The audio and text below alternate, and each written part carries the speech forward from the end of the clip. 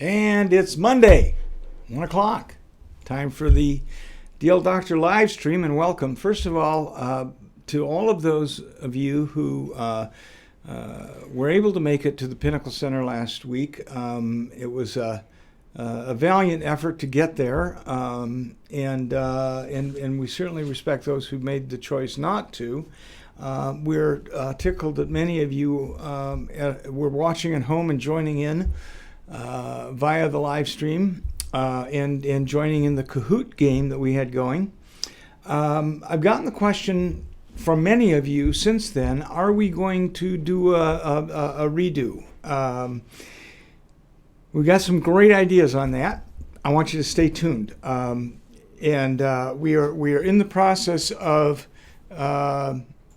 doing something that's new and exciting, fairly new to our industry, and so the answer is yes, sort of in a different way. But I think that it's one that maybe everybody will enjoy, and it's kind of exciting and new. So stay tuned on that one. When we were at Con Ed last week, the Kahoot game took a little less time than we had anticipated it would, so we played Stump the Deal Doctor. And I think there were a couple of questions, actually, which I want to clear up. One of them was about the Bitcoin question. Thanks, Leo, for asking it. Can you buy a house with Bitcoin? And my answer was, sure, if the title company agrees that this is a legitimate purchase, why not? Well, the appraiser, Blaine Fyan, who came in for segment 3, made it very clear that things like Bitcoin or consideration, which is non-traditional, will have an impact on the appraisal value, the ultimate appraisal price, because an appraiser takes that into consideration as part of the ASHE standards, the appraisal standards. So as I thought more about this in my answer, I thought, can somebody buy a house for 1,000 bushels of corn? Yeah.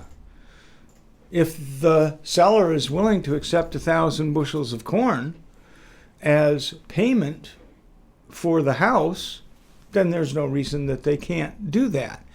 If they had a collection of Corvettes that was worth $250,000, could they trade those for a house? Well, of course. Probably wouldn't want to have a mortgage involved, but Bitcoin would be no different. It is a negotiable item. It is compensation. It is consideration, and the only problem you would have is if you had a mortgage involved and an underwriter had to approve that transaction based on it having a Bitcoin down payment or bringing Bitcoin as essentially cash to close. So it was an interesting question, and it gave me pause to think. So the answer is yeah, as it would with any other manner of consideration. Another question I was asked, let me see if I can find it real quick.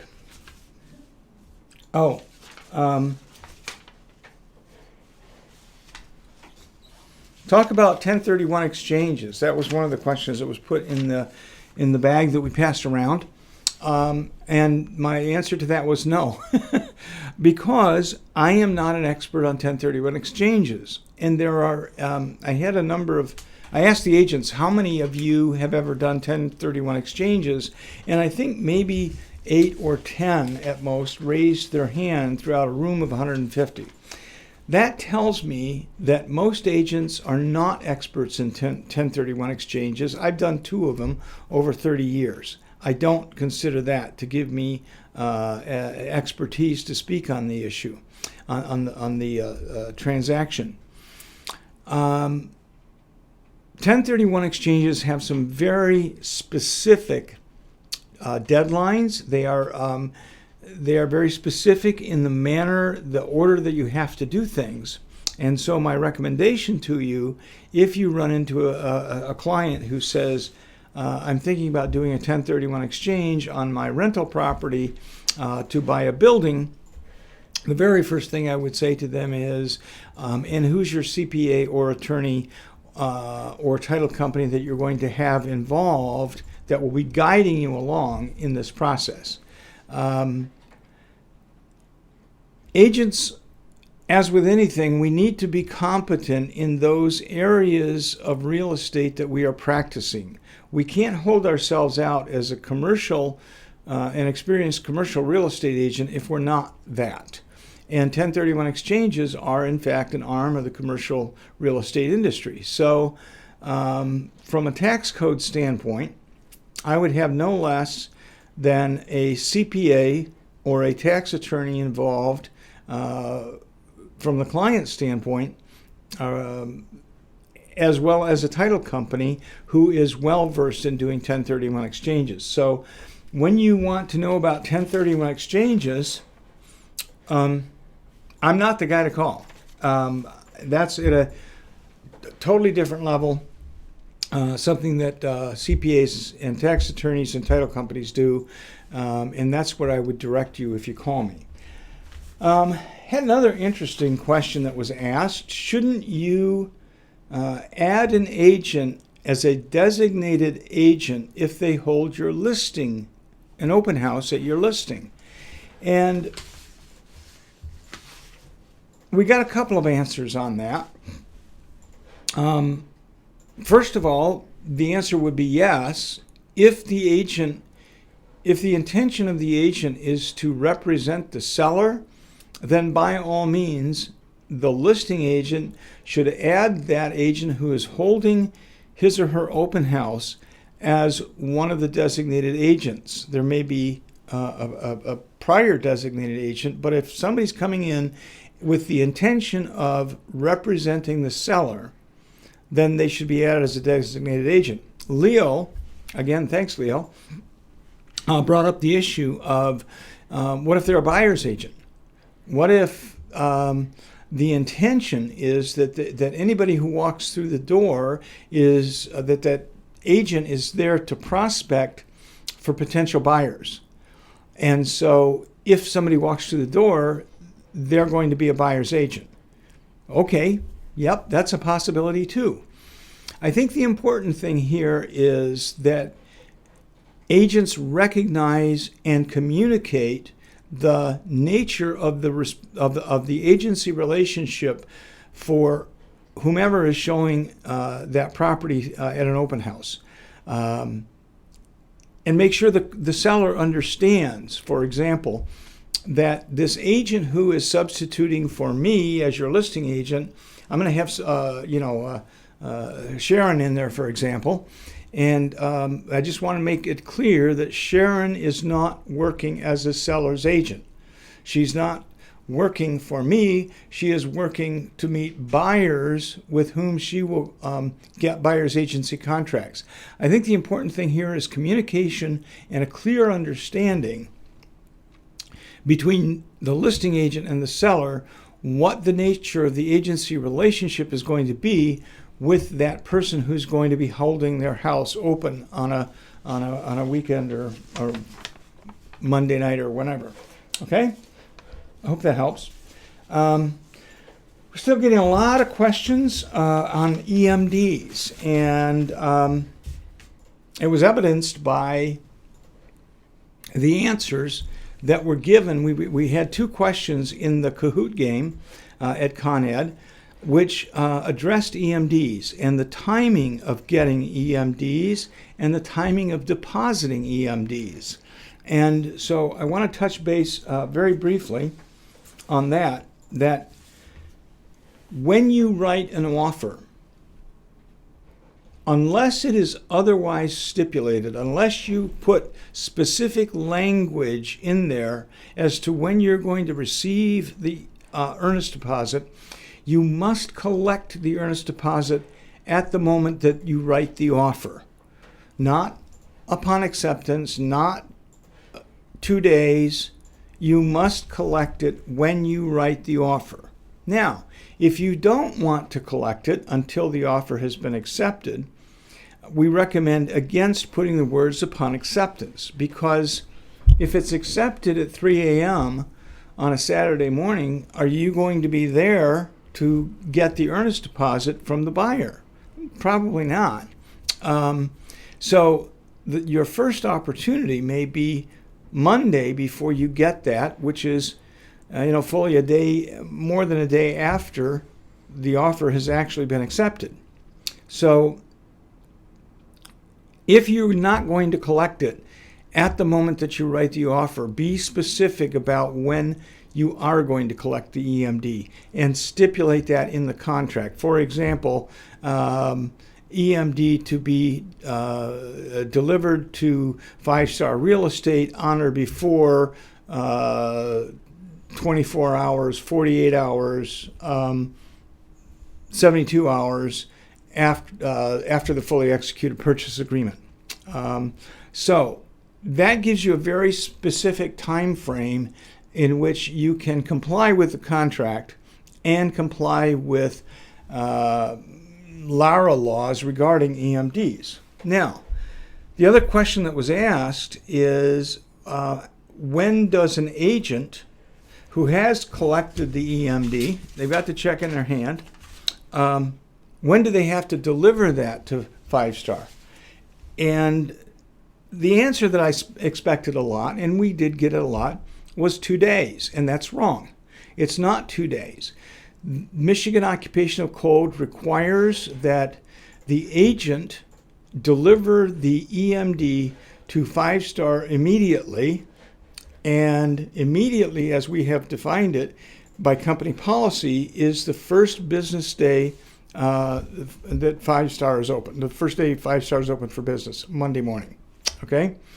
For example, on a long weekend, obviously, it's Tuesday morning, a holiday weekend or whatever. But that first business day that 5-Star is open after you collect the earnest deposit is when you have to deliver it to 5-Star Real Estate.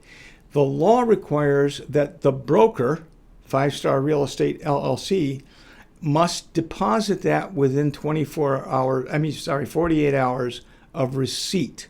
So if they get it on a Tuesday morning, they have until Thursday morning to get that deposited into our trust account. So if you don't deliver it to us until Thursday, in this illustration until Thursday, then we have to race it down to the bank. We have to run it through our process and then race it down to the bank. And sometimes we literally are running out the door to deliver these things to the bank at 10 minutes to 5 because the agent didn't get it to us until the middle of the day. That puts stress on the system. So comply with the law, deliver it immediately as immediately as you can, and then the broker has 2 days in which they have to deposit that into our trust account. Let's see, what else did we have that? What happens when a deal goes haywire and it's time to deliver the EMD, disperse the EMD? Well,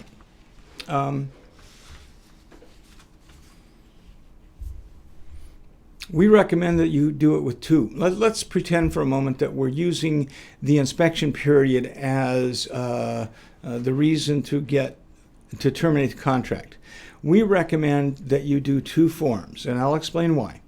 Then the two forms are an addendum terminating the contract and a mutual release which holds 5-Star harmless and instructs how the EMD is to be dispersed.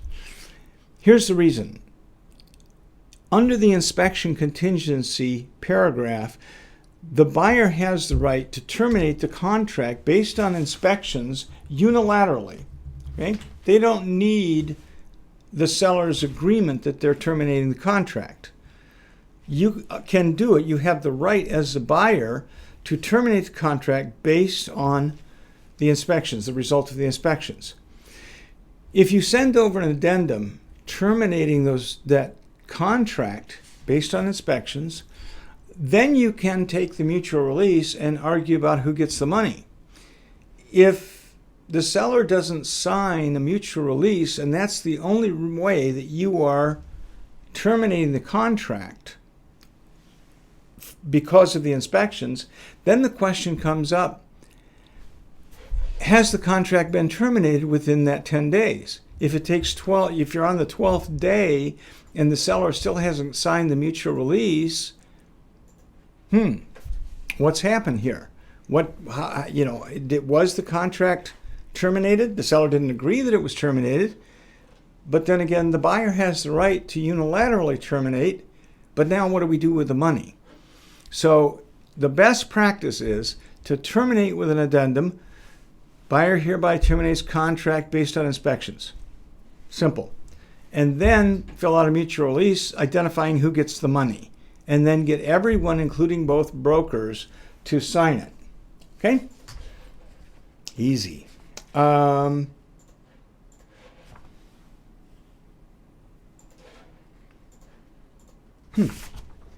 pretty much covers that. Let's see. What else do we have? Let's see. Cover those. More questions that we passed around a bag. For those of you who don't know, we passed around a bag, and and everybody put some stuff in it, questions that they had. Anyway, so we're going to try to cover a few of them here today. What is the proper way to disclose a home warranty referral payment? What if it happens as a result of inspections? Well, it doesn't matter whether it happens as a result of inspections or not. But anytime you are going to receive a remuneration of any kind from an inspector, from a home warranty company, from anyone, you have to disclose that you have an affiliated business relationship with that company at that moment that you enter into it. So, if, for example, you go out on a listing appointment and you are filling out the paperwork and you have the affiliated business arrangement for Star Title with you, you'll see additional blanks on there. And in those additional blanks, you may put XYZ Home Warranty Company because you're going to be recommending that they include a home warranty in their listing as a protection to the buyer. You may include in there ABC Inspection Company because ultimately you know that ABC is going to be doing the inspections. So, and giving you a rebate through 5-star, of course. So the proper way to do it is through an affiliated business arrangement disclosure form, which we have on file, and it has Star Title, but it also has blanks for other people like home warranty companies. Ooh, this was a good one. If I meet with a homeowner regarding the listing appointment, can I share that confidential information I get at the closing or get at the listing appointment? And I am going to put a note into Gail Anderson, our attorney. I'm pretty sure that she's going to answer that no, we cannot share information, confidential information that we learned as a result of a perceived or implied agency relationship. When someone invites you into their house and says, this is the home, oh, by the way, we We repainted this room. We put hardwood floors down here. And oh, by the way, we're getting a divorce. We want to sell as quickly as possible, and we'll take $50,000 less than the market price in order to make this happen quickly. The question is, can you share that confidential information with a potential buyer if someone else that you're competing against gets the listing? And my answer to you is no, because there is an agency relationship implied when they meet with you. There is an assumption of confidentiality between you. So I caution you that if you go on a listing appointment, gather some confidential information, that you be very careful about sharing that with anybody you might have as a buyer. Now, if I get conflicting information or a conflicting answer from Gail, I'll let you know. But I think that's probably where she's going to come down.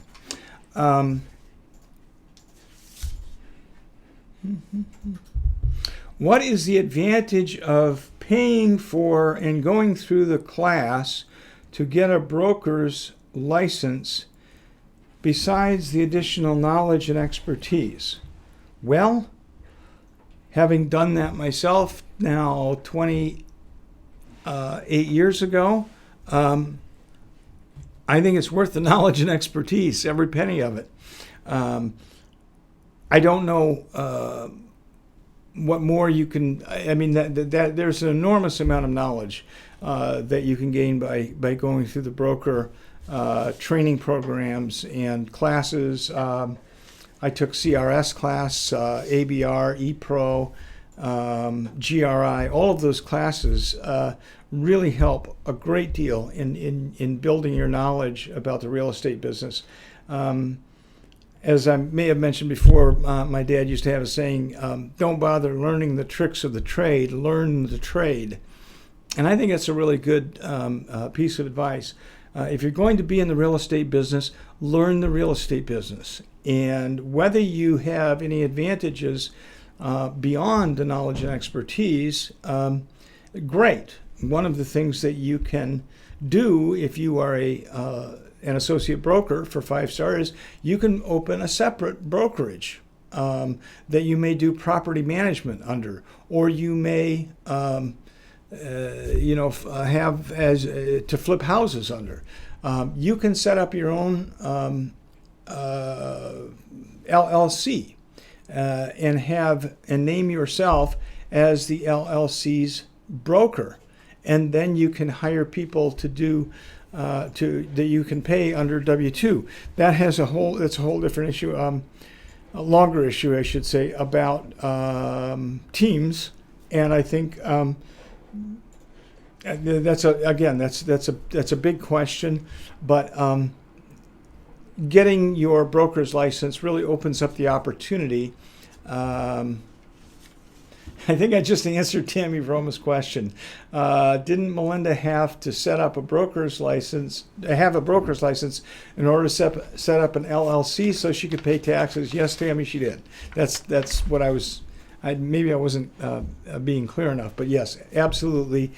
You need to have a broker's license in order to set up an LLC so that you can pay W-2 employees and potentially a licensed assistant who would carry that license under your LLC brokerage. I hope you stay with me on that one. It gets a little complex. We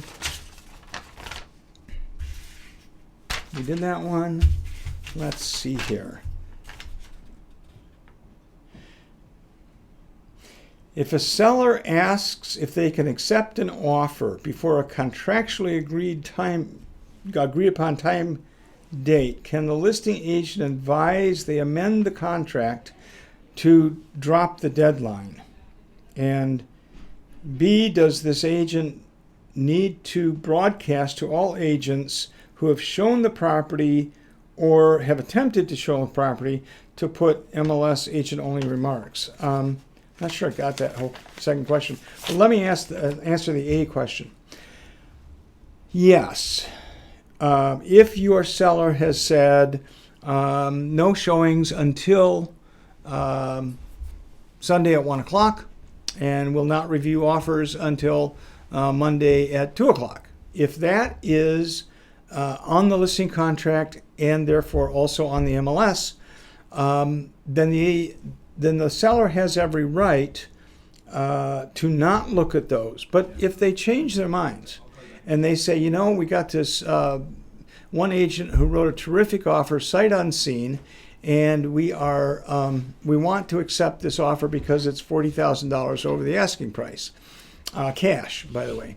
The answer is yes, they do have the right to amend their listing contract to remove that language and accept any offer at any time. However, there's a downside to there are a couple of downsides to this. One is, what was the reason that you put that language in there in the first place, and that they agreed to it? It was to create buzz and excitement and competition for Sunday afternoon when you expected that you would get the highest and best offer.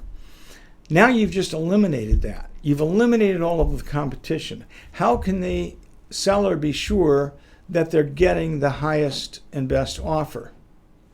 Well, maybe they don't care.